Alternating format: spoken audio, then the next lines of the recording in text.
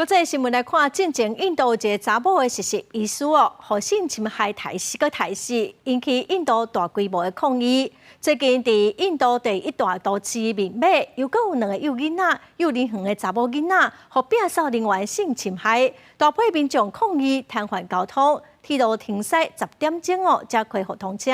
警方是表示讲，这个嫌犯已经互抓到了，这个幼龄园的园长嘛已经互停职了。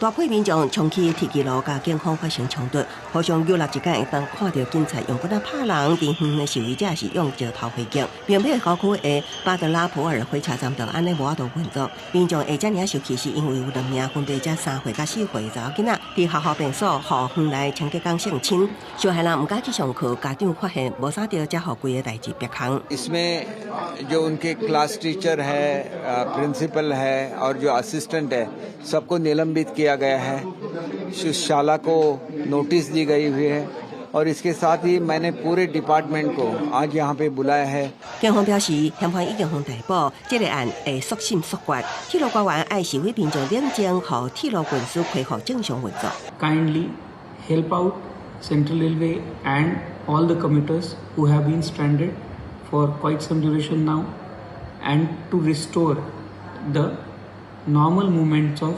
这个月初到，加尔各答才发生一名查某实习医师被性侵杀害，引起公愤，全国爆发示威潮。全印度医护人员甚至发起罢工24点钟。实习医师要求爱证据加强病院护理安全，也无到2礼拜个发生2个查某囡仔遭到毒手，警方态度消极，互家属真不满。